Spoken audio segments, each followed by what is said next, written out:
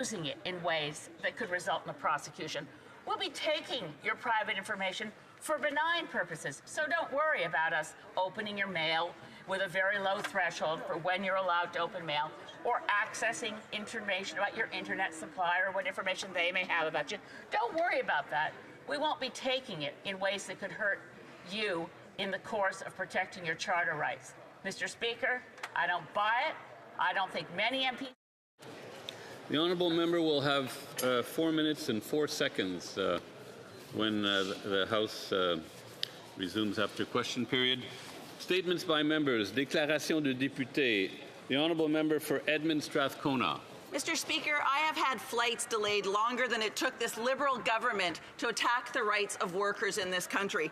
Over and over and over again, the Liberals have used Section 107 of the Canada Labour Code to have back-to-work legislation by another name. They used it against Air Canada flight attendants. They've used it against postal workers who have been asking for years for a fair contract. They used it against port workers across the country. And every time, Liberals told workers that their right to stand up for themselves did not matter to this government. Every time, employers are rewarded for refusing to bargain in good faith. Good, free, collective bargaining is a fundamental right. Section 107 is a backdoor way of kneecapping that right. It tips the scales against workers, it tips the scales against fairness and against democracy itself. Anyone who cares about workers, good jobs, safe workplaces, and has respect for working people will repeal 107. I can't. It is a bit of a distance from here, but I think I see a button. I've been told that the member has a button that may be considered a prop, so I would ask members to avoid that in future. The honourable member for Humber River, Black Creek. Thank you.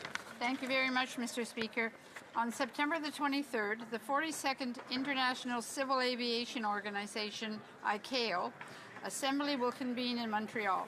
Yet Taiwan, which manages the busy and strategically vital Taipei Flight Information Region, remains excluded. Taiwan's absence undermines global aviation safety and contradicts the spirit of the Chicago Convention. As tensions rise over the Taiwan Strait and concerns grow around China's use of the M503 flight path, Taiwan's participation is more critical than ever. Taiwan has a strong record in air traffic safety and deserves a voice at ICAO. Exclusion not only risks aviation coordination, but has broader geopolitical implications, including for global trade and Canada's economic interests in the Indo-Pacific. Excluding Taiwan from ICAO deliberations undermines our collective mission because aviation safety knows no borders. Let us stand for safety. The honourable member for Kamloops, Thompson Nicola. Mr. Speaker, I rise today to recognize exceptional philanthropy in Kamloops Thompson Nicola. First, the Gur Singh Memorial Golf Tournament raises thousands for the Kamloops Brain Injury Association. This year, I joined Dr. Singh's wife and son, who, with all involved, so many volunteers, have given so much to the community. Next, I highlight the work of Zainab Oladipo of Afrofusion Kamloops for her cooking marathon, which broke a world record. All food prepared was donated to the community. Zainab shattered the previous record of 140 hours, 11 minutes, and 11 seconds. Congratulations, well done. Last, I am grateful for the work of Rotary Daybreak for putting on the annual Rib Fest since 2012. So many volunteers have made immeasurable contributions, like Danica Wilson, always helping out, or Bryce Herman, present since 2012, the first Rib Fest. Thank you for over a decade of service. The honourable member for Orleans. It is an honour to rise today to pay tribute to a remarkable man and a dear friend our Orleans community has lost, Vaughn Patrick Martin. A proud Canadian, a devoted public servant, Vaughn served as Director of Protocol at Global Affairs Canada, a role he called the best job in government. He played a key role in organizing major international events, including G7, NATO, Commonwealth Summit, Trade Mission, and States Visit. Vaughn was also an active member of the Orléans Lions Club, always bringing his warm and good humor to community events. And all who knew Vaughn could count on him to share an incredible story. Having known him personally for over 10 years, he had a different story for every occasion, and they never ceased to amaze. Although Vaughn's journey has ended, his stories and adventures live on. My heartfelt condolences to his wife Audrey, his son Patrick, his beloved grandchildren, and to all of his family and friends. The honourable member for Barrie South, Innisfil. Great time to connect with the people we represent, and there was no better way to do that than the 8th annual community barbecue hosted by myself and my good friend MPP Minister Andrea Khanjin that took place on August 16th in Stroud. The event saw an incredible turnout, our biggest ever, with more than 1,500 people attending. And on behalf of Andrea and I want to thank our invaluable community partners who helped make this event the biggest one yet. Town of Innisfil, Sobeys in Alcona, Foodland Stroud, South Simcoe Police, Innisfil Fire Department, Cool FM, Rock 95, Canadian Musicians Cooperative, Georgian College, RVH Keep Life Wild Campaign, Dream Parties, Innisfil Backyard Bounce, Barrie Tent and Awning, The Flag Store, Allegra Marketing, Syncor, and Dave Shalout from Domino's Pizza. Finally, a barbecue this large would not be possible without an incredible team of our staff and volunteers. And I want to thank Al Gilchrist and the team that he put together. Over 75 people gave of their time on a Saturday in August to help bring our communities together, and did so knowing the importance of connecting people. L'honorable député de Terrebonne. The honourable member for Terrebonne. Mr. Speaker, I am delighted to mark the 50th anniversary of the Société du Patrimoine et Histoire de Terrebonne, PHT, Heritage and History Society of Terrebonne, founded in 1975 by Mr. Aimé Despatie and his colleagues. For decades, PHT has been the guardian of Terrebonne's collective memory and heritage. I would like to thank Mr. Raymond Paquin, President, and Ms. Cassandra Smith, Director, for their exemplary dedication. Thanks to their efforts, PHT builds bridges between generations and promotes our history through exhibitions, research, educational activities, and publications. I wish the entire team a happy 50th anniversary. I hope they will be around and continue their great work for a long time to come. For Cowichan, Malahat, Langford. I rise today not only as a member of Parliament for Vancouver Island, but as a veteran who understands the quiet weight of service. I stand here in honor of Warrant Officer George Hull, who tragically passed while deployed in Latvia on Opry Assurance. His body returned to Canadian soil on just Friday. George served with distinction for nearly 20 years. His commitment to duty touched not only the Canadian Armed Forces, but all Canadians who value quiet courage. This summer, I visited CFB Edmonton, where George served. I witnessed the honor and excellence our soldiers carry. George embodied that spirit. To his wife, Michelle, his comrades, and the defense community, we stand with you, we mourn with you, and we honor him. Let us remember Warrant Officer Hull, not only for his service, but for the values he lived: duty, honor, and sacrifice. Fair winds, Warrant Officer Hull.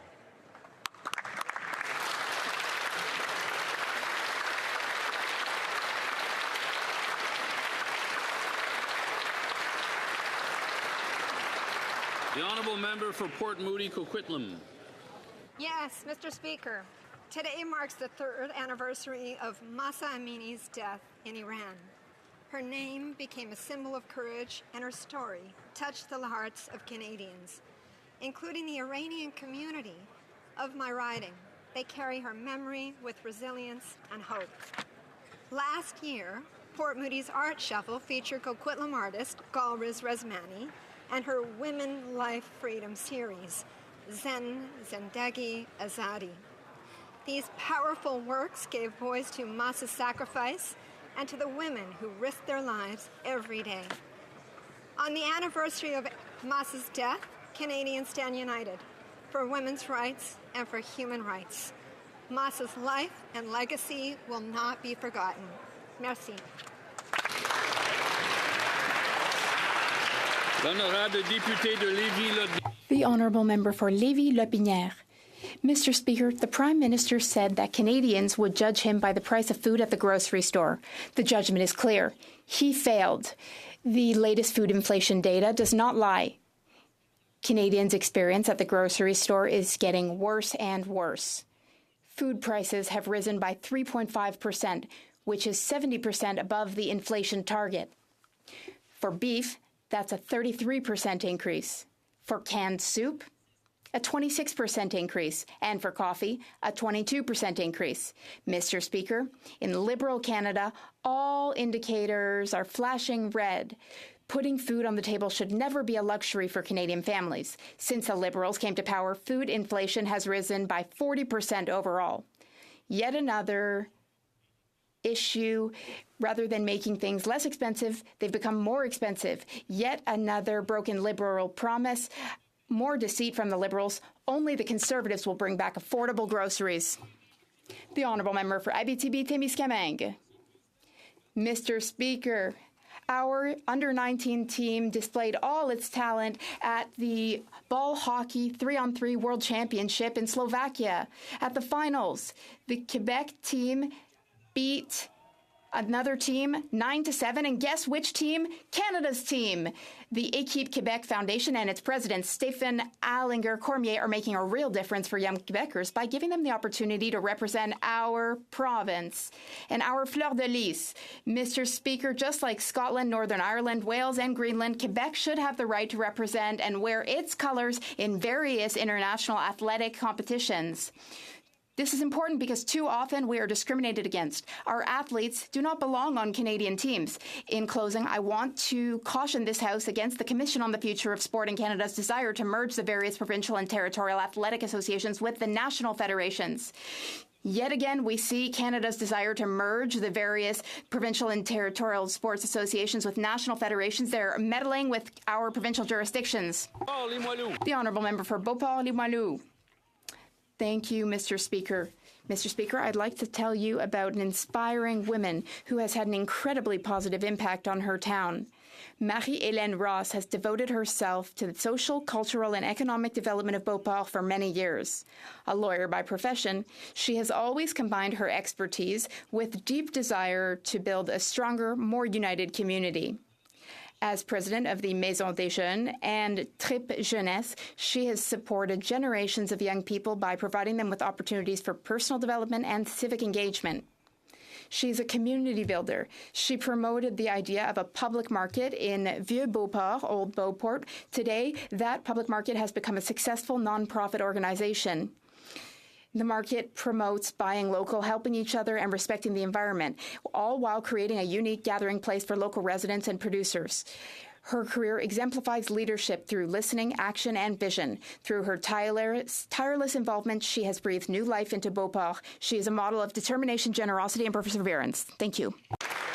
The Honourable Member for Terra Nova, the Peninsulas. Mr. Speaker, this Liberal government promised nation-building projects, including building the Green Energy Corridor. They have all the tools required, yet nothing was built in the past 6 months, and the only projects announced are the ones already underway.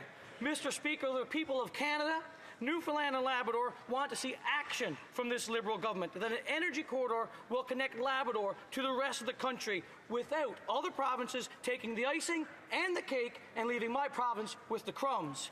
The government won't repeal C-69, C-48, the production caps, or the industrial carbon tax, and they won't even commit to their own promise of building an energy corridor from sea to sea. It's time for this Liberal government to get out of its own way, stop breaking their promises, use the tools they have, because it's time to get to work. The Honourable Member for Spadina Harbourfront. Mr. Speaker, every September the streets of downtown Toronto and my riding of Spadina Harbourfront come alive with the magic of cinema. The Toronto International Film Festival is the world's largest public film festival, showcasing over 300 films and drawing hundreds of thousands of visitors from Canada and around the globe. This year, TIFF celebrated its 50th anniversary. I was honored to attend the premiere of John Candy, I Like Me, a moving tribute to one of Canada's most beloved comedians. I'm proud that our Liberal government is supercharging TIFF's global impact with an historic $23 million federal investment in its new content market, an industry initiative where international film, series, and innovation series sectors converge. This industry is a proven economic engine, contributing over $60 billion to GDP and employing more than 600,000 Canadians. By investing in arts and culture, we safeguard our values, foster national unity, and help strengthen a key pillar to Canada's economy. Happy 50th anniversary, TIFF. Here's to the next 50 years of storytelling. The Honourable Member for Calgary-Crowfoot. nearly 10 years of fiscal and economic vandalism, these Liberals claimed that they were ready to rein in out-of-control inflationary spending that piles on debt for future generations and drives up the cost of living. But since this Prime Minister took office, the federal spending has gone up 8.4% based on the estimates tabled in Parliament. He's boosted consultants by 37% from 19 to 26 billion. He boosted the bureaucracy 6% from 59 billion to 63 billion. Justin Trudeau left a deficit of $42 billion, but this Prime Minister's big spending election platform raised it to $62 billion. And in July, the Bank of Montreal estimated the deficit could be as high as $80 billion, and in August, the C.D. Howe Institute estimated it as high as $92 billion. Food and housing remain unaffordable while unemployment is rising, and this government still has no plan and no budget. They may have pushed Justin Trudeau out, but the fiscal ineptitude remains. The honourable member for Vaudreuil. Saint-Lazare célèbre son 150e anniversaire.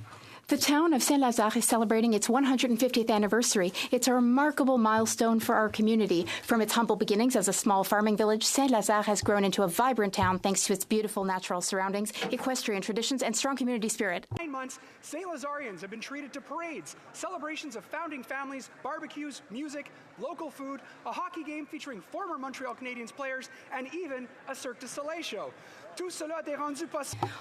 Mr. Speaker, all of this was made possible thanks to the dedication and vision of Paul Levine and the members of the 150th Anniversary Organizing Committee, including Mayor Geneviève Lachance, the municipal councillors of the town of Saint-Lazare, and hundreds of volunteers. Mr. Speaker truly captured the spirit and heart of Saint-Lazare, a community where both long-term and new residents come together to share traditions, create memories, and look forward to a future with optimism and pride.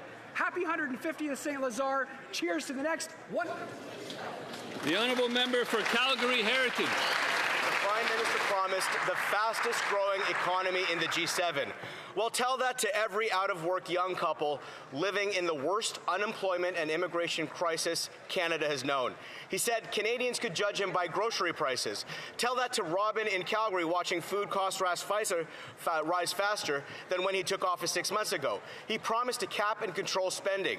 Tell that to the taxpayers expected to pay for him doubling the deficit. He promised nation-building projects. Tell that to any resource worker, project builder still waiting for a single permit. He promised safe communities.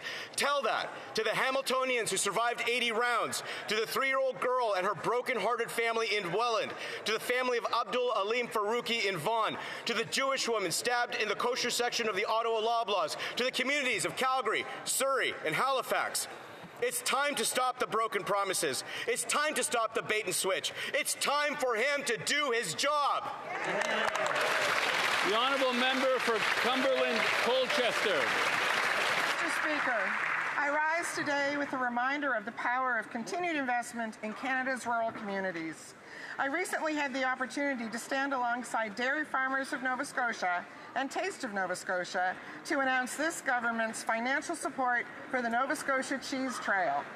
This initiative creates real opportunities for family farms and local cheesemakers to prosper. The trail connects people from all backgrounds to the stories behind their food and the communities that make it possible. This isn't just economic development, it's community building. It's about ensuring that no matter your postal code, you can experience the spirit of agricultural excellence that makes our country stronger, safer, and more resilient. Sounds like a pretty good idea to me. Oh. Oral questions, questions orales. The Honourable Leader of the Opposition.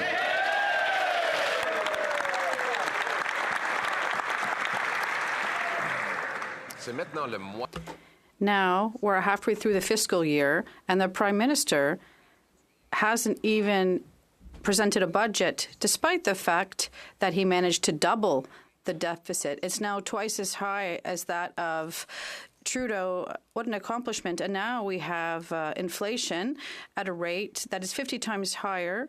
And for food, it's up 70%. There are more people relying on food banks now. The Prime Minister said that we could judge him by grocery prices. So, what's the verdict? The Honourable Minister of Finance. Mr. Speaker, Canadians made a choice at the last election. They chose a government that will focus on the economy and on change, Mr. Speaker. That's exactly what we're doing. What we said is that we will be rigorous in our spending, to be ambitious in our investment, Mr. Speaker, because Canadians understand that if we want to build a strong economy in the 21st century, we have to invest. We're here for Canadians. We're going to build the most resilient economy in the G7 and for the future, and we're going to build a Canada that all Canadians can be proud of. Canadians, well, many of them, can't even eat. The Prime Minister promised to spend less, but the deficit is twice as high. He promised that grocery prices would go down, but they're up 70% higher than what the Bank of Canada had said. There's more poverty now. Does the Prime Minister recognize that his empty promises have led to empty stomachs? The Honourable Minister of Finance. Mr. Speaker, on this side of the House, we obviously recognize the situation of many Canadians, and that is why during the last election, Canadians chose a Liberal government, a government that stands up for them. And the first measure that we implemented was to reduce taxes for 22 million Canadians, exactly to help families across our country. And we can be proud of this, and that's something that's the Conservatives should celebrate. And exactly this type of measures we're going to take. We're going to help the middle class and families and build a Canada that all Canadians can be proud of. Opposition. Mr. Speaker, the Prime Minister promised that he would spend less, yet his deficit spending is 100% more than even Justin Trudeau. And what is the real human consequence of that? Food price inflation is rising 70% faster than the Bank of Canada's target. And today, the CEO of the major food bank network in Toronto says that there has been a 400% increase in food bank use there. Does the Prime Minister understand that his empty promises lead to empty stomachs? The Honourable Minister of Finance. Mr. Speaker, it's reassuring to hear the Leader of the Opposition that listened to the Prime Minister during the summer. I'm glad to see that he retained that we're going to spend less so we can invest more, Mr. Speaker, and investing more in Canadians. Like, for example, reducing the taxes for 22 million Canadians, Mr. Speaker. Like making sure that people who want a first-time home, buy a first-time home, will pay less in GST, Mr. Speaker. Making sure that we eliminate the consumer carbon tax, Mr. Speaker. I think the leaders should celebrate that this government is there for families across Canada to build a stronger and more... The Honourable Leader of the Opposition. Mr. Speaker, he wants us to celebrate his failures, including failures that are leading to real human suffering. Let me quote the CEO of Daily Bread Food Bank, Neil Hetherington. So giving you some context, previously before the pandemic, we were at 600,000 for the year visits to the food bank. And so it took 38 years to get 1 million visits per year, and then only 1 year to get 2 million visits, another year to get 3 million. Now we are at 4 million visits. Food bank lineups are growing and growing at an accelerating rate under this Prime Minister. Does he realize the very real human consequences of his broken Liberal promises? The Honourable Minister of Natural Resources. Mr. Speaker, I'm here to announce some good news. Last night, Canada and British Columbia approved the new Silicem LNG export terminal in northern British Columbia. It's with the Nisga'a Nation. It will be the second largest private sector investment in the history of this country. The second largest in the history of this country. It will employ thousands of Canadians.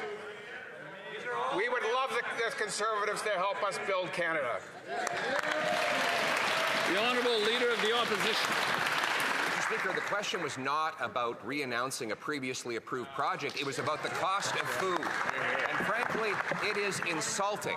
We have asked 10 questions about the cost of food in the last 2 days, and not a single Liberal minister will get up and answer it. Maybe that's because the inflation rate on food is 70% above the target. Maybe it's because there are now 4 times as many visits to Toronto food banks as there were 3.5 years ago. Maybe it's because they broke their promise to stabilize food prices. Maybe it's because the Prime Minister promised that he could be judged on the price of food. Speaking of which, what's the verdict? Hear, hear. The Honourable Minister of Housing and Infrastructure. Mr. Speaker, well, I know we're all in this House concerned about the price of food, and we're also concerned about our farmers. The #1 cost of living in Canada is related to housing, Mr. Speaker, and as I mentioned yesterday, people are concerned about housing prices. This government is taking action to make housing more affordable. With Build Canada Homes, with tax cuts, with the first-time home buyers tax cuts, we're making a difference for people in their pocketbooks. Hear, hear. The Honourable Leader of the Opposition. Mr. Speaker, the question was about food prices. Right. Yeah. And he stood up to announce that he's going to be feeding some of his friends who are going to populate this latest $13 billion bureaucracy, a bureaucracy that will build no homes and that will only reward Liberal insiders who, like him, have a record of actually doubling housing costs. Right. But back to food, the stuff that needs to go on people's dinner table. We have a record number of people at food banks after the Prime Minister promised to make food more affordable. Doesn't he realize that his promises have real costs for Canadians? The Honourable Secretary of State's report.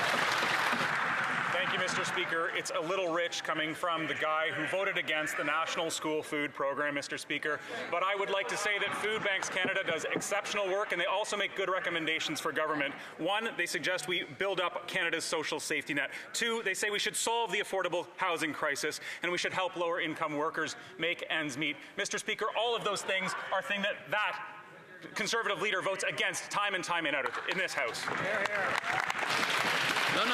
The Honourable Member for Belleuil-Chambly.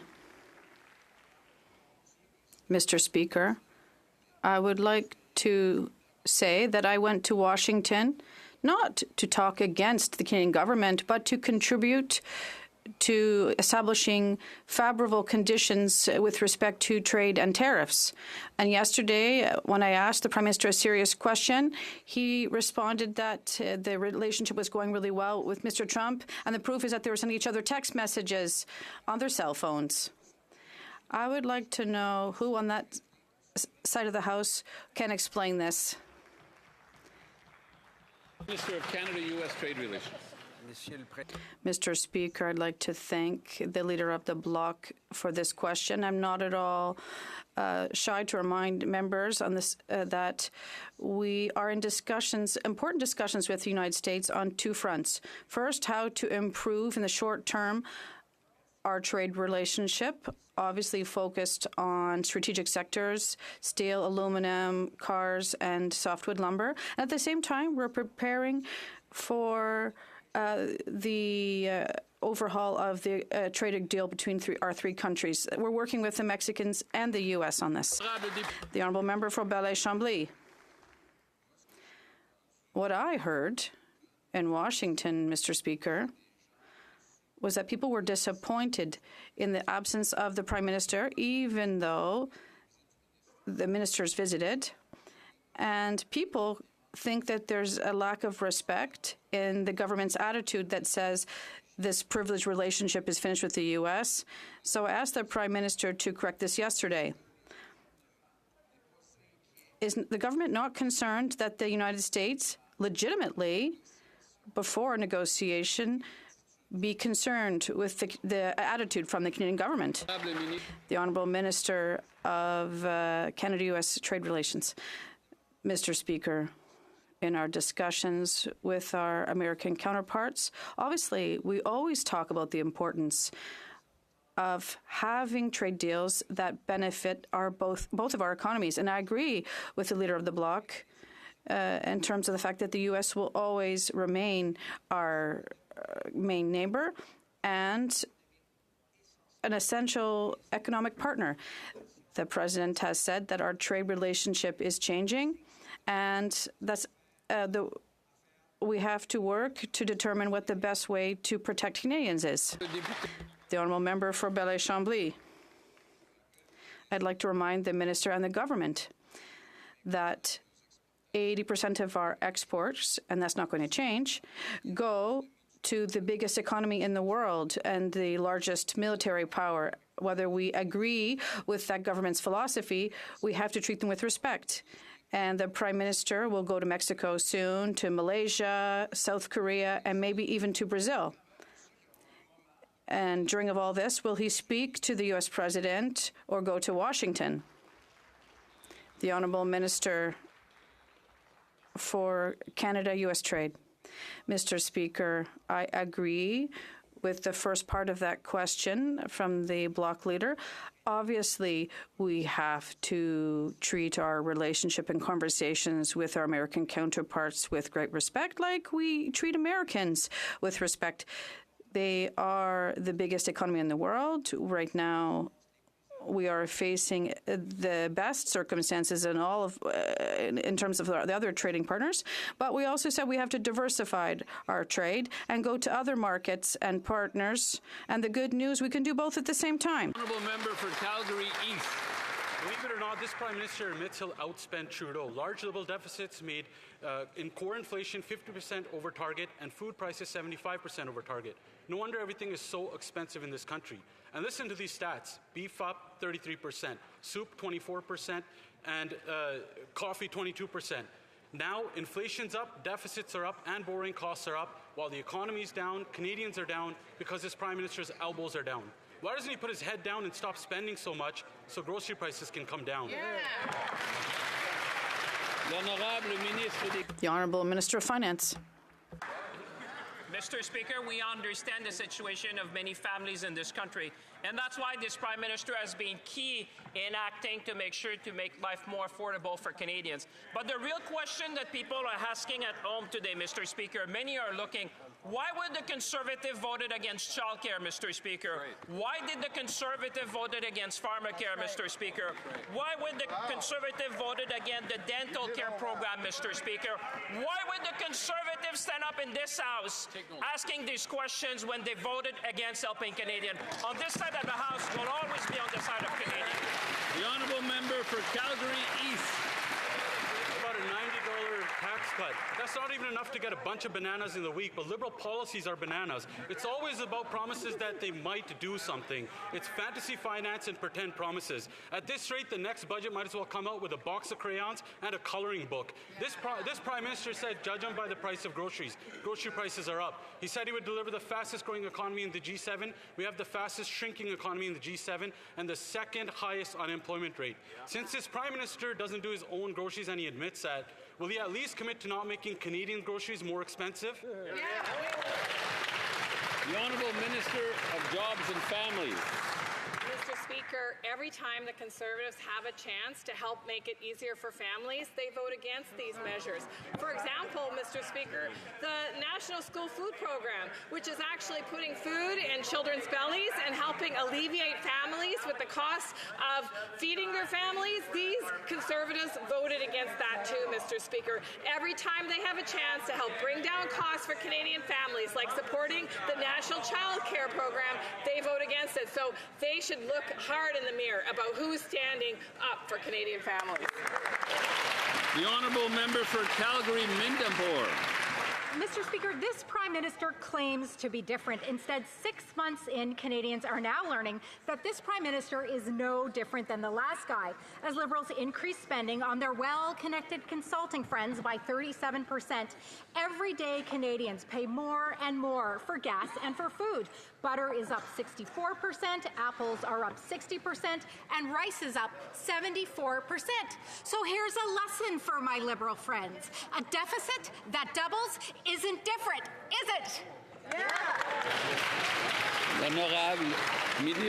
The Honourable Minister of Industry. I have a lot of respect for my colleague. I would like to remind her that we already cut taxes on the middle class and on first-time home buyers. That's true. And Did as that. many conservatives have asked us to do, we cut also the carbon tax. So all that to say, over the summer we also took a very strong action to bring down costs for broadband services and to increase competition in the telecom sector. Mr. Speaker, we'll continue to be there for Canadians and to build Canada strong. The honourable member for Calgary, Midnapore. Mr. Speaker, the Prime Minister told Canadians that he was the man with the plan. Yet 6 months later, his budget is nowhere to be seen. And experts now project that his deficit will be double what Trudeau already created. This Prime Minister is proving one thing, that Liberals, no matter how they brand themselves, cannot be trusted to handle our finances. Canadians expect and deserve a government that will work for them on the issues that matter the most. Yet 60% of Canadians say that cost of living keeps them up at night. So when will the Liberals start acting like it? The Honourable Minister of Finance. Mr. Speaker, in fact, we spent the summer listening to Canadians. And you know what Canadians have told this House? They said act with respect to the cost of living, Mr. Speaker, and that's exactly what we've done with respect to reducing tax for 22 million Canadians, reducing the rebate for having a rebate for GST for first-time home buyer. The second thing they said, Mr. Speaker, is make homes more affordable, Mr. Speaker. That's why you've seen recently we launched Build Canada Homes, Mr. Speaker. The Conservatives should be celebrating today instead of talking down Canada and the Canadian economy. Let's work together to build the strongest nation, Mr. Speaker. The honourable member for Sarnia, Lambton, Bukidjewinong. Speaker, we know that the out-of-control spending of these Liberals has driven up inflation 50%. The Prime Minister's deficit is projected to be double that of Justin Trudeau. Canadians are paying the price, especially at the grocery store. Soup up 20%, coffee up 22%, groceries overall up 70%. The Prime Minister said he should be judged on the price of groceries. He has broken his promise to cut the food costs for Canadians and shown he's just another bait-and-switch Liberal. When will he cut Liberal deficits to bring the cost of food down? The Honourable Minister of Jobs and Families. Mr. Speaker, Canadians chose in the last election a Prime Minister that could drive forward an agenda to grow the strongest economy in the G7, and that's exactly what we're doing, Mr. Speaker. But let's take a look at the past. The Conservatives, every time they have the chance, vote against families. The National School Food Program, for example, Mr. Speaker, puts food in bellies of children so that they can learn and grow, and, by the way, saves Canadian families $800 a year. Voted against. What kind of help for families is that? The Honourable Member for Richmond, Arthabaska. Thank you, Mr. Speaker. I am concerned, Mr. Speaker. My Conservative colleagues are as well. And Canadians are concerned of the broken promises from the Liberals. Mr. Speaker, the Liberals are spending blindly without a budget. And this is going to be devastating when they'll table their budget one day. This isn't a joke. Justin Trudeau seems to be nothing compared to the current program. It'll be double the spending. Out of respect for Canadians, they need to table a responsible budget right now. The Honourable Minister of Industry. I would like to remind my colleague and reassure him that we did reduce taxes for the middle class. Second, we reduced taxes for first-time home buyers. And we got rid of the price on carbon. Also, what we did this summer, we cut internet prices for Quebecers and Canadians. And we increased competition in the telecom sector. So they should be supporting the government in its agenda to cut costs for Canadians. The Honourable Member for Richmond, Arthabaska. Mr. Speaker, the Minister has announced spending without having a budget. After these broken promises to deceive Canadians, they'll be the one paying the prices. Inflation is up. Grocery prices are up, 70% above the inflation target. And I would ask the Prime Minister to go do his groceries, to buy fruits and vegetables and meat. And we'll see how he responds to Canadians. He's doubled the deficit, and unemployment is up. Prices will continue to rise. And does this sound like everything's HoC, the Honourable Minister of Industry. Obviously, according to what I said earlier, our objective is to keep costs down for Canadians, and we are taking action, and my colleagues should note this. At the same time, the government is also doing everything to create jobs, because right now, while there are tariffs on some sectors, we have created a very important strategic initiative, $5 million in his riding. There are companies that are going to be affected. I'd be happy to work with him as the Minister in charge of Economic Development for Quebec to find solutions. The Honourable Member for Rivière-du-Nord. Mr. Speaker, in January, the Liberals appointed Robert Leckie as a judge to the Superior Court of Quebec. However, Mr. Leckie only had 7 years of experience at the Quebec bar versus the 10 years that are required. He did not meet the legal criteria, but he did meet the Liberal criteria because in addition to being a Liberal donor, Justice Leckie is a fervent activist against Bills 21 and 96. He is an opponent of secularism and the Charter of the French languages and Quebec identity. Will the Minister of Justice finally revoke this partisan appointment? The Honourable Minister of Justice. Thank you, Mr. Speaker. This judge was appointed to the Superior Court of Quebec. The process for appointment is very rigorous and amongst the best in the world, and we intend to keep it. It is one of the cornerstones of our democracy, and it's essential to our rule of law. This is one of the very principles that we'll always defend. Thank you. The Honourable Member for Rivière-du-Nord. In the midst of the challenge to Bill 96, Mr. Leckie took the microphone at demonstrations to oppose it. In the midst of the challenge to Bill 21, Mr. Leckie argued that the court should prevent the provinces from using the notwithstanding clause, which is in the Constitution. And this enemy of Quebec's laws was appointed judge in Quebec by the Liberals. We call this packing the room, except in this case, the room is the courtroom, and it's the public's confidence in the entire justice system that is compromised by these partisan appointments. How come the minister has not yet cancelled this appointment? The Honourable Minister of Justice.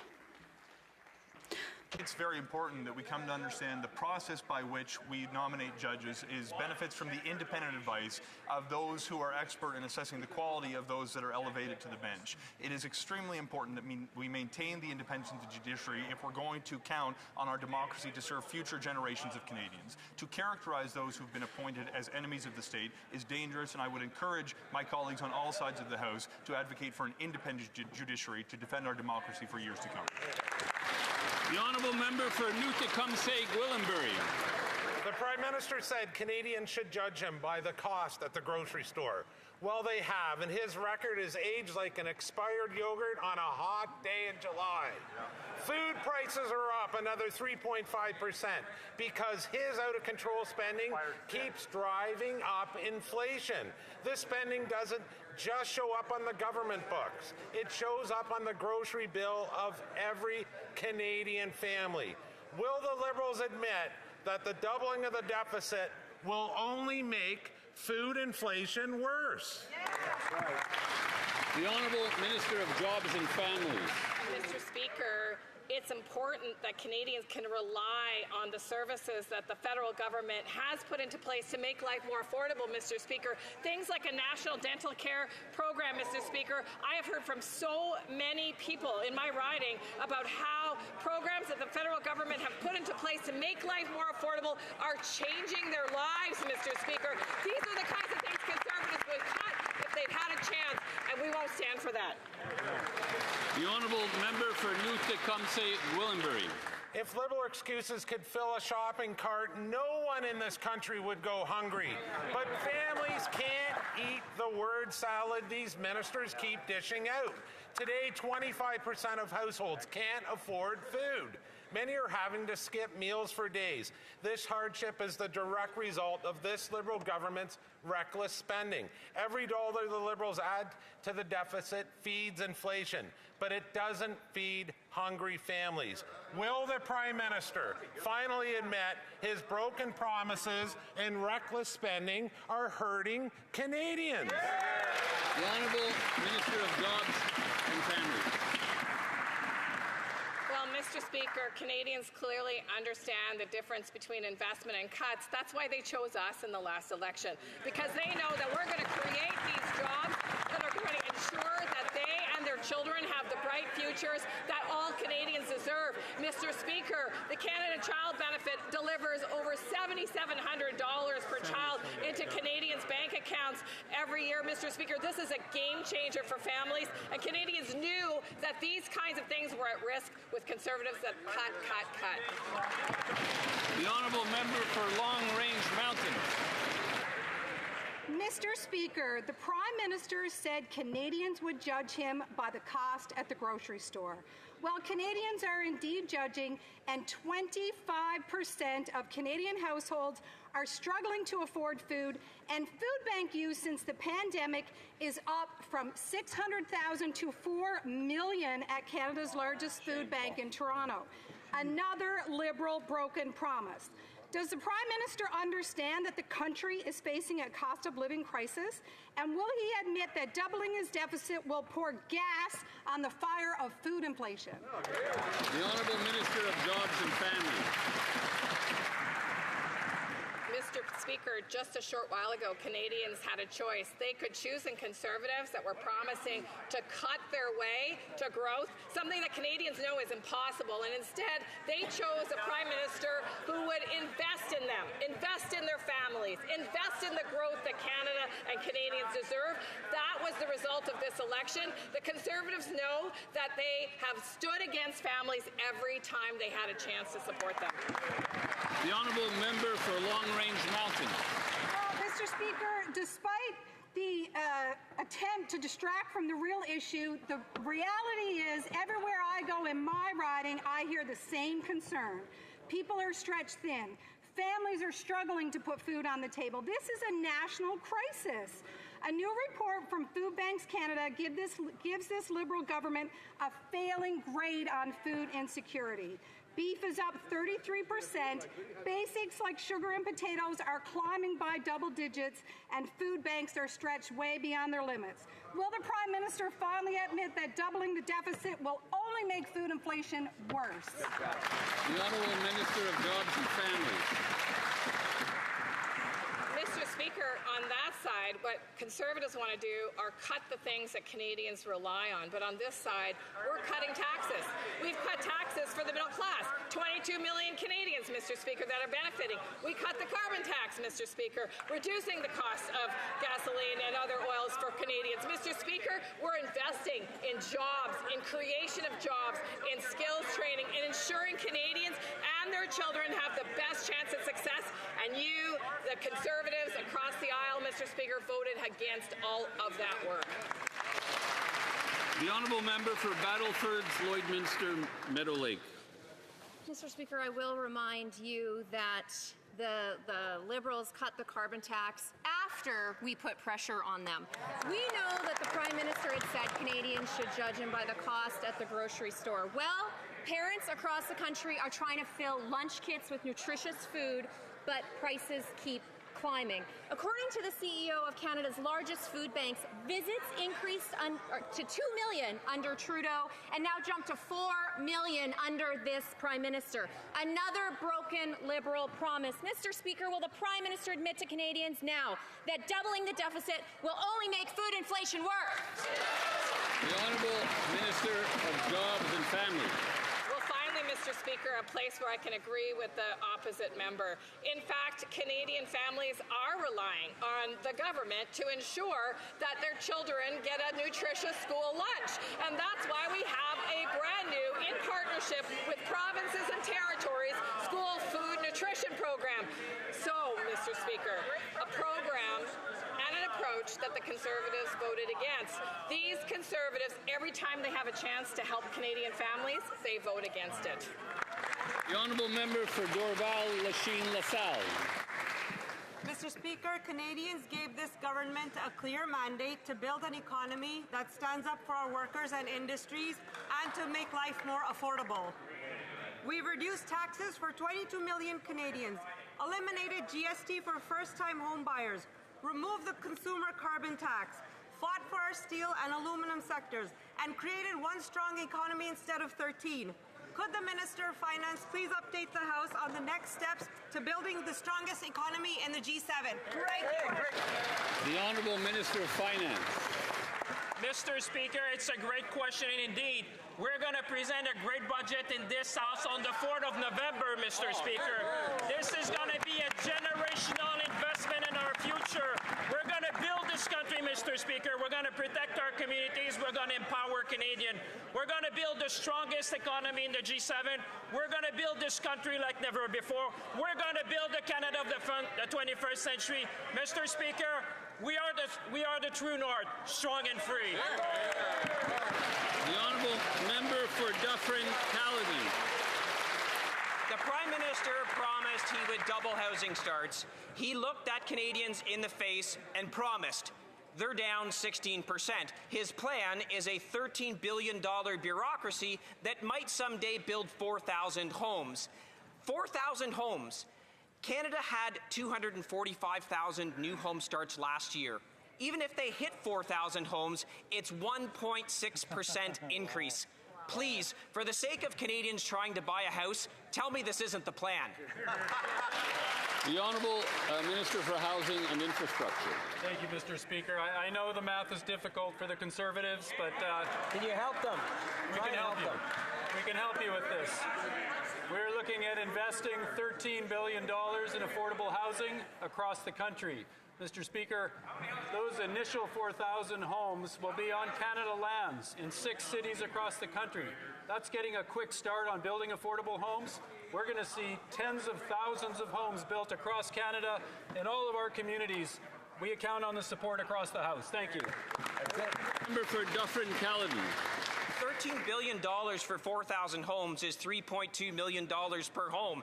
That's not affordable. It's all starting to make sense where this scheme was cooked up. You've got a housing minister who oversaw the doubling of rent and the doubling of housing prices when he was mayor of Vancouver. The head of this new agency came from the city of Toronto that increased the cost of building by 700%. It's almost like the interview process for these positions was, are you incompetent? Were you fired from your last job? Once again, for the sake of Canadians begging to buy a home, please tell me this isn't the plan. The Honourable Minister for Housing and Infrastructure. Thank you, Mr. Speaker. Well, I know it's difficult for the Conservatives to evolve and focus on supporting us to build affordable housing across Canada. That is what we are focused on doing at an unprecedented level. When I was mayor, I had no support from a Conservative government to build affordable housing in Vancouver. I know it was the same in Toronto. We are going to support our local governments. We are going to build in Montreal 20,000 homes on the Namur Ipo, on the site, middle of the city. We are going to see remarkable progress on this front, Mr. Speaker. The honourable member for Northumberland Clark. The dream of home ownership is becoming a nightmare in Canada. The Prime Minister promised to double the pace of home construction. Now they're spending $13 billion to build just 4,000 homes. And yes, the math is $3.2 million per home. This will blow up the deficit and not impact housing starts, which are actually down 16%. Taxpayers can't afford to build $3.2 million homes, but we know this minister can afford to live in one. So will these new homes be as luxurious as his condos? Yeah! The Honourable Minister for Housing and Infrastructure. Thank you, Mr. Speaker. To the member opposite. Again, $13 billion. $13 billion will be invested across Canada, in communities across Canada. We're looking at partnerships with provinces, territories, communities of all shapes and sizes, Indigenous nations. We will empower the private sector to build tens of thousands of homes. We are looking forward to rolling out the most aggressive housing program in Canadian history. We look forward to your support. L'honorable député de Bellechasse. The honourable member for Bellechasse, Les Échemins-Lévis. The Prime Minister promised to double housing starts, but what we're seeing instead is a 13% decrease. No wonder he's surrounded himself with the former mayor of Vancouver, on whose watch home prices rose by 150%, and a former Toronto City Councillor who increased residential construction taxes by 700%. Does the Prime Minister realize it's hardly surprising that construction is down and costs are up with this kind of leaders around him, Mr. Speaker? The Honourable Minister of Canadian Culture. Thank you, Mr. Speaker. What we're doing about the housing crisis is cooperating with municipalities and provinces and people in the field. Unlike what the Conservative Party is proposing, the leader repeatedly insulted mayors in Quebec City and Montreal and all across the country. The Minister for Housing and Infrastructure has announced 20,000 new units just recently. And we're talking about affordable and community housing. That's how we're going to get through this crisis, not by doing what the Conservatives propose. The honourable member for Bellechasse-les-Échemins-Lévis. Mr. Speaker, the Prime Minister has added to the problem with a new Crown Corporation that will further hamper housing construction. He's giving them $13 billion to build 4,000 homes. That's $3.2 million per home. It seems to me it was worth the effort to crunch those numbers. Eh? This can't happen, Mr. Speaker. This is the same spendthrift government, mired in bureaucracy and tied up in its own red tape. Why doesn't the Prime Minister change the formula that has been failing for 10 years? The Honourable Minister of Identity and Canadian Culture. Mr. Speaker, unlike what the members opposite are saying, we are working cooperatively, and in order to get these projects across the line, you have to work together. The Conservative recipe doesn't work. It doesn't work. That's not how you build housing. And you can't just leave it all up to the private sector, especially when it comes to affordable and social housing. This federal government is working in partnership with the provinces and municipalities and community groups to help the entire population have access to decent housing. The question is to the Immigration Minister. There are a staggering 300,000 people in Canada with pending asylum claims. Many of these will be bogus. And new data we obtained today shows the profound cost of this failure. Since 2016, the Liberals have increased the cost of the interim federal health program, which includes support for benefits for people who have likely made bogus claims, by nearly 1,200%. This includes massive spending on benefits Canadians aren't eligible for. Can the Minister explain why? Honourable Minister of Citizenship and Immigration. Mr. Speaker, thank you for the question. We just ran a campaign on restoring sustainability to our immigration system to ease pressure on housing and social services, something the Conservatives also voted for. Our immigration levels plan reduced targets for permanent and resident. That plan is working. New student and temporary worker admissions are down more than 60%. Asylum claims are down 1/3, and new permanent residents will be down 20% at the end of the year. With Bill C-2, we can even do more, and I urge parliamentarians to support it. The honourable member for Calgary-Nose Hill. The Minister just said that the Liberals' immigration plan is, quote, working. The Liberals are spending at least $800 million this year because they allowed the asylum backlog to mushroom to nearly 300,000 people. And these are people, many of whom have bogus claims, and they allow them to stay in the country for years and years. That's why they had to increase that program to that level. This strains healthcare, it strains housing, and it makes a mockery of our once compassionate asylum system. Is this really what the Minister defines as an immigration system that's working? Come on. The Honourable Minister of Citizenship and Immigration. Monsieur le Président, Mr. Speaker, the campaign we led a few months ago, among other things, was about restoring the vitality of our immigration system to alleviate the housing and service crisis, and it's working. The number of new student and temporary foreign worker visas has gone down by 60%, and asylum claims have gone down by 1/3. The number of new residents will be reduced by 20%, and with Bill C-2, we will be doing more. I would invite all parliamentarians to join with us in this effort. For Newmarket, Aurora. This summer, I sat with agencies in Newmarket and learned of the urgent need for mental health counseling, yet the funds are never enough. But today we obtained new data that shows that the Liberals have increased funding for services like mental health counseling for a group that includes bogus asylum claimants by nearly 1,200%. 1,200% increase in funding. There are many Canadians who have paid taxes their whole life and cannot afford counseling services. Canadians are compassionate people. But why isn't this minister stopping asylum system abuse?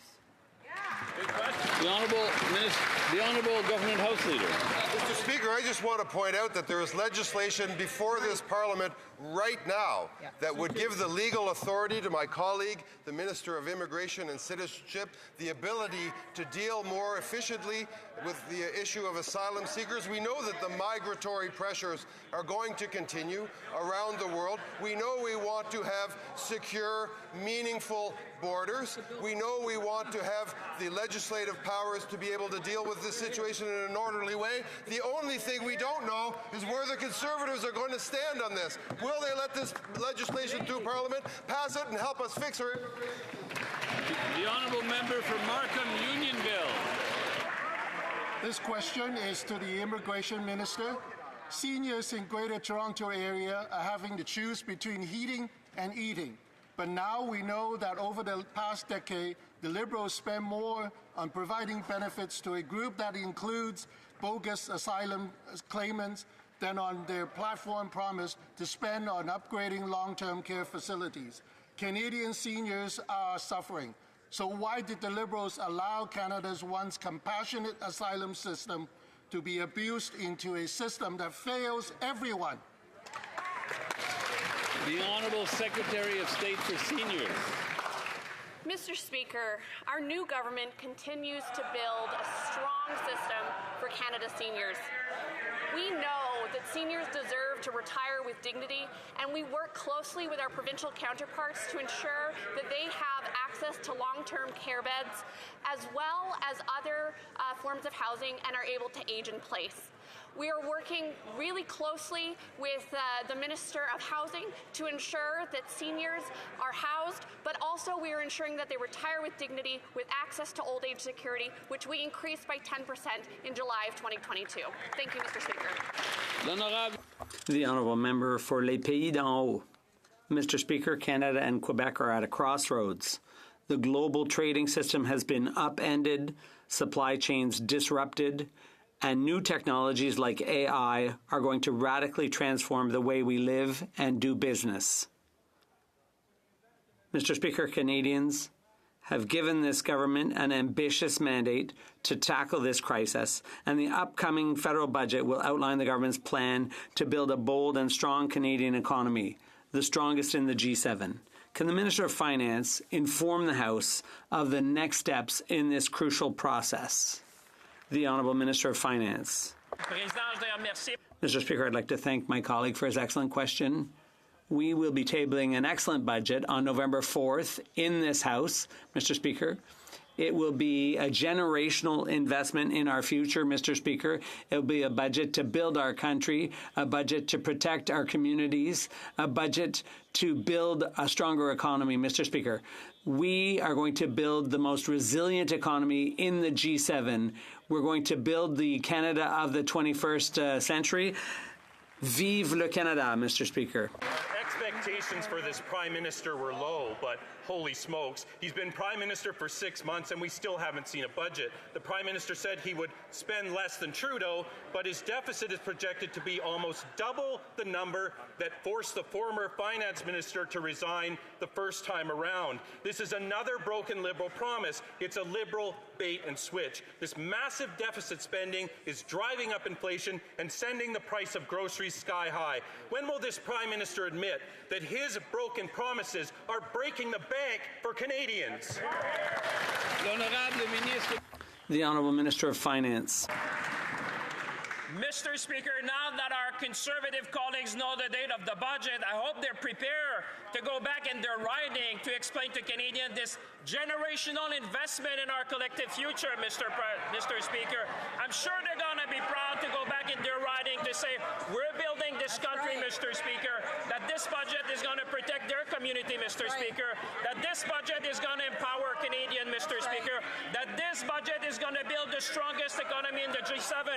I hope all the Conservative and all members of this House will go out and tell Canadians, together we'll make it. We're the true North. The Honourable Member for Chilliwack, Hope. Speaker, the latest food inflation numbers are out, and it's more sticker shock for Canadians. Groceries are up a whopping 70% above the Liberal inflation target. Since the Liberals took office, food costs have risen by 40%, driving millions more Canadians to the food bank every single month. The Prime Minister said he would be judged by prices at the grocery store. Well, the verdict is in. It's another Liberal broken promise, another Liberal bait and switch. When will the Prime Minister admit that doubling the Liberal deficit is just going to send these record high food prices even higher? Hear, hear. The Honourable Secretary of State for Sport. Mr. Speaker, the hypocrisy from the Conservative side today is just astonishing. They haven't listened to any of the recommendations from the Food Bank's report. But what gets me going even worse, Mr. Speaker, is earlier this year when the leader of the Conservative Party lost his job, he didn't lose his house. That's because he lives in government-subsidized, non-market housing. But every time he's had the chance to vote for government-subsidized, non-market housing, he votes against it. And worse still, he stigmatizes it, calling it Soviet-style housing, Mr. Speaker. Get a grip.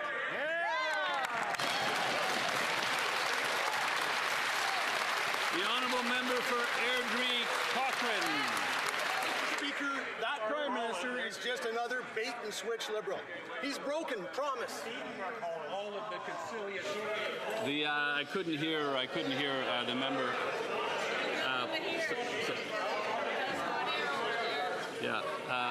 If the Honourable Member would like to take it from the top, then. Mr. Speaker, that Prime Minister is just another bait-and-switch Liberal. He's broken promise after promise after promise, and it's hurting Canadians. His massive Liberal deficits are leading to an even worse cost of living crisis than we had under Justin Trudeau. Canadians can barely afford even a can of soup, especially because inflation has driven up the cost of a can of soup 26%, or a can of tuna, which is also up 19%. Isn't it true that that Prime Minister is just another Liberal only good at one thing, breaking promises? The Honourable Secretary of State for Finance. Mr. Speaker, Canadians don't want to take advice on the economy from a party whose leader has never worked in it. We have cut taxes for 22 million Canadians. We have cut the consumer carbon tax. We have cut tax for first-time homebuyers. We are going to build homes at a scale not seen since World War II. Mr. Speaker, we are going to build the strongest economy in the G7. I ask the Conservatives to get on board. Thank you. The Honourable Member for Madawaska-Restigouche. Mr. Speaker, access to safe and affordable housing is a basic need and a shared jurisdiction. Canadians expect concrete progress, building homes cheaper and faster, so young people, families, vulnerable individuals, and people at all stages of life have access to housing that meets their needs. Can the Minister of Housing and Infrastructure inform the House about the government's recently announced plan to improve housing affordability and access across the country? Thank you, Mr. Speaker. The Honourable Minister of Housing and Infrastructure. Mr. Speaker, I'd like to thank the Honourable Member for Madawaska-Restigouche for his question. Our government recently launched Build Canada Homes, a new agency dedicated to tackling the housing crisis. This new agency will focus on building affordable housing on a large scale and quickly all across the country. And this is just the beginning. The Honourable Member for Côte-du-Sud, Rivière-du-Loup, Karaskomik, Témiscouata. Mr. Speaker, the Prime Minister still hasn't tabled a budget, and the forecast deficit is double what the Liberals themselves had announced. Meanwhile, inflation is 50% above target, and this inflation is being paid for by Canadian families every week at the grocery store. Canadians are getting deeper into debt just to feed themselves. Well, when will the Prime Minister stop raising deficits and impoverishing Canadian families? The Honourable Minister of Finance. Mr. Speaker, as I said earlier, the government will be tabling its budget on November 4th. But, Mr. Speaker, that's where we'll see the true colors of the Conservatives. Will they support a plan, a generational investment in the Canadian economy? Will they support Canadian families? Will they be there to support the Canadian economy? Will they be there to support Canadian workers, Mr. Speaker? The last time we tabled steps to help Canadian families, they voted against it.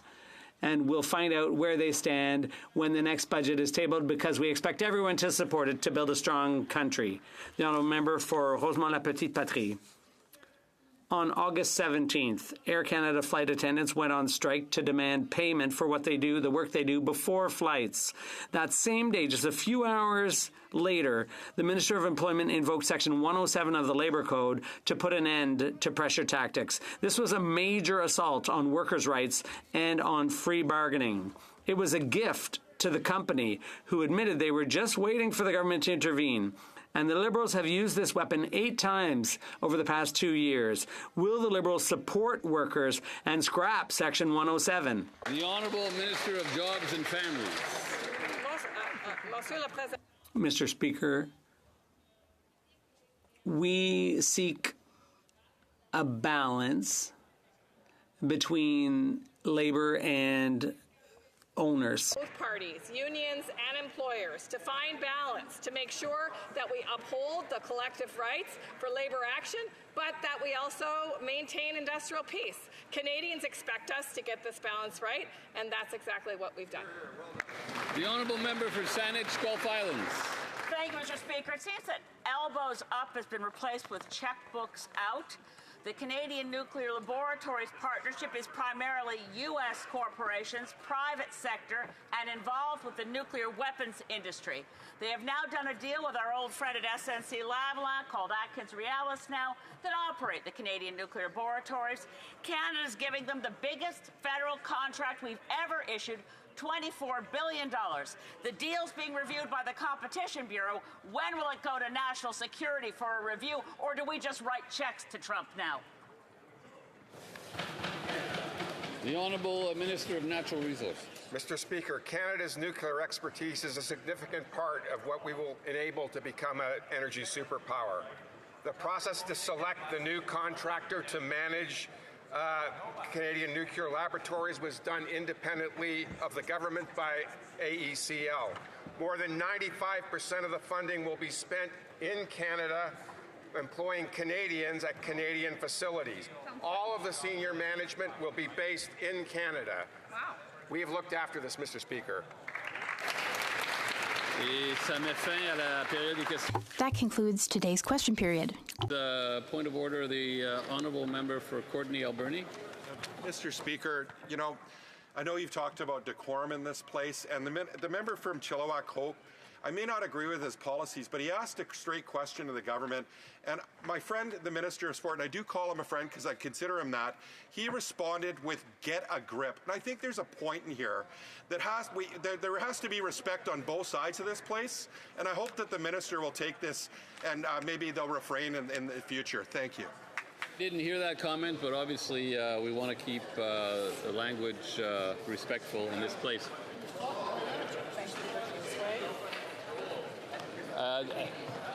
Are there any other points of order? Mr. Vancouver Kingsway.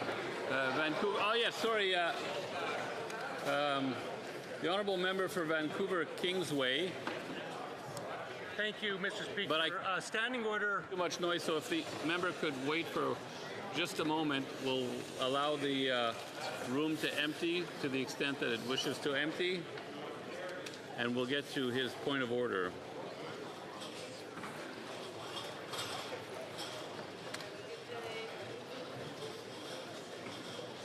Looks like we have some quiet. The honourable member for Vancouver Kingsway. Thank you, Mr. Speaker. Standing Order 158 speaks to the conduct of visitors to our galleries. I received a notice during question period that Air Canada flight attendants who were in the gallery, they were wearing their red T-shirts that said "Unpaid work doesn't fly." They advised that they sent a picture of their shirt to the Sergeant-at-Arms or whoever controls admission to the gallery and received explicit permission to be in the gallery with those shirts. 20 minutes into question period, they were asked to leave, and they were advised that some member on the government side expressed that they were uncomfortable with that T-shirt.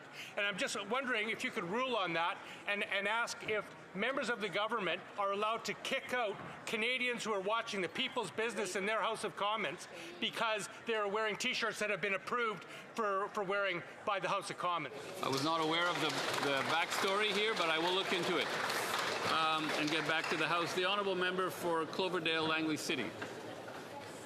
Mr. Speaker, I'm here to speak on the question of privilege that was raised yesterday by my colleague Frank Caputo, Shadow Minister for Public Safety.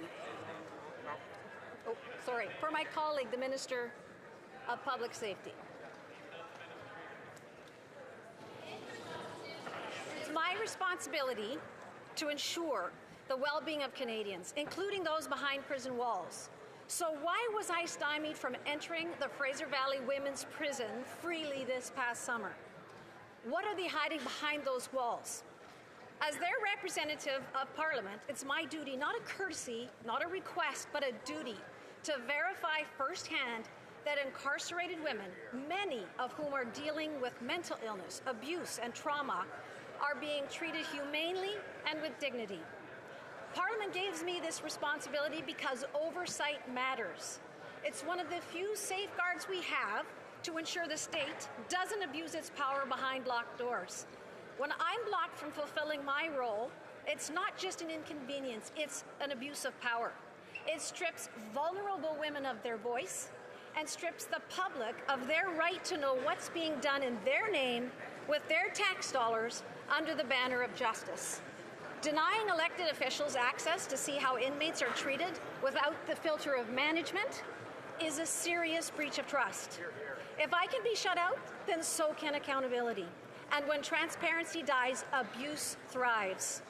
I rise today to bring to the attention of this House this very serious breach of privilege by Corrections Canada. On July 28, I attended the Fraser Valley Institution, a women's prison in the Abbotsford region, with the intention of fulfilling what I feel is my most important duty as a Member of Parliament, to ensure that all Canadians, including those in federal custody, are treated with dignity, care, and humanity. Unfortunately, that oversight was aggressively and intentionally obstructed. When I arrived with my colleague, the Shadow Minister for Public Safety, we were told that our tour would be accompanied by Mr. Chris Saffron, the Assistant Warden of Management Services. My colleague and I clearly explained that we wished to tour with uniformed correctional officers only, so that both inmates and staff would feel free to speak openly with us.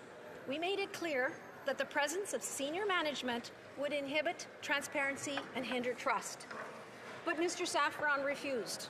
He insisted on joining the tour, dismissing our concerns by saying, "No one will know who I am. I'm just a guy in a polo shirt."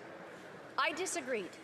Inmates and staff definitely know who the assistant warden is. So we asked who had instructed him to impose this condition, and he claimed it came from the warden directly. We then asked to speak with the warden ourselves, but were told that she was unavailable. We asked for a phone call. We were refused. We asked if our safety was at risk. He said no. We asked again if we could proceed with the uniformed officers already present. Again, he said no. And all the while, his tone was aggressive. His posture was intimidating, and his behavior was wholly inappropriate. Mr. Speaker, the correctional officers who accompanied us appeared shocked, and I don't blame them. because what occurred that day was an intentional act to prevent members of Parliament from doing their job. The message from Mr. Saffron, and by extension his superiors, was chillingly clear.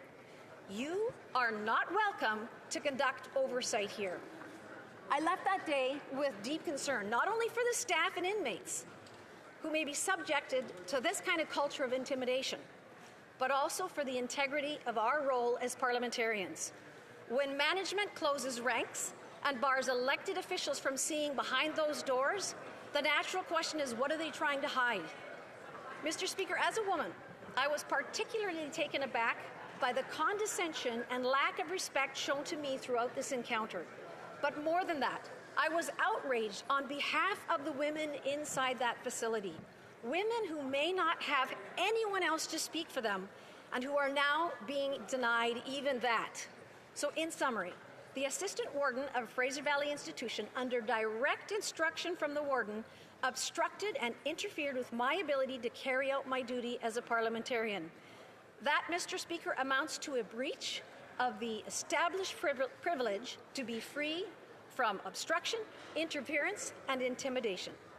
My colleague, who explained yesterday how this behavior interfered with his parliamentary work in the House and in committee this autumn, has already proposed a motion to refer this to the Committee of Procedure and House Affairs. I add my voice to that call. Our duty as members of Parliament was clear. We do not turn a blind eye. We don't look the other way. We show up and we insist on accountability, even behind prison walls. Thank you. Great job. Great job. I thank the honourable member for her intervention. Obviously, her input will be taken into consideration, along with that from the member for Kamloops, Thompson-Nicola. Parliamentary Secretary to the Government House Leader. Thank you, Mr. Speaker. Just to be clear, we'd like to reserve the opportunity to be able to come back and address after being able to review both comments. Thank you. Thank you very much. It's been noted. I would like to inform the House that the volume on the earpieces will now be reset. Orders of the day.